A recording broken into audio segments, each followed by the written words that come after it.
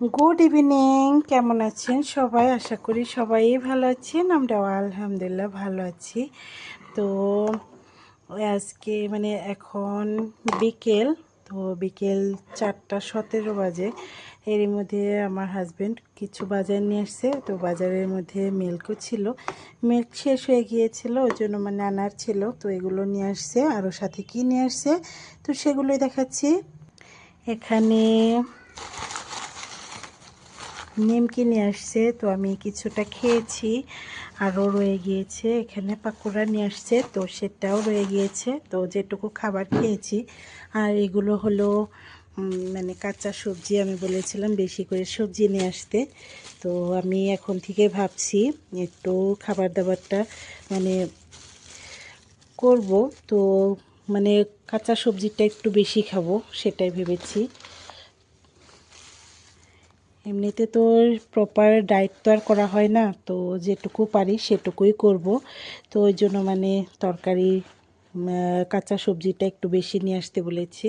তো এখানে অনেকগুলো সবজি নিয়ে আসছে, ডাঁটা, মূলো, তারপরে পটল। এখানে দেখতে পাচ্ছি অনেক সুন্দর সুন্দর একদমই লাল টুকটুকে টমেটো।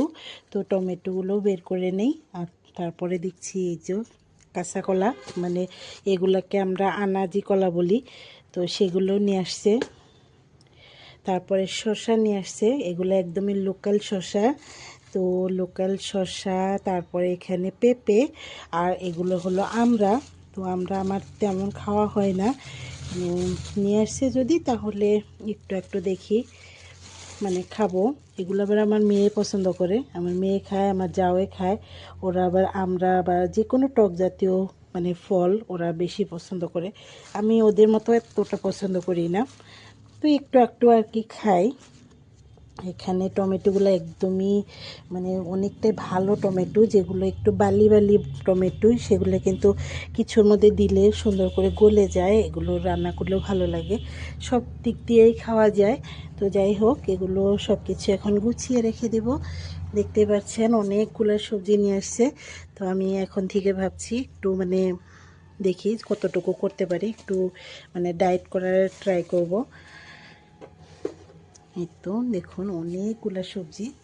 থেকে কথা বলতে বলতে আমার মিল্কের মধ্যে বলক চলে আসে, একদমই পড়ে গেল। তো কি আর করব, এখন এটার মধ্যে একটু কমিয়ে দেই, যেহেতু বলক উঠে গিয়েছে।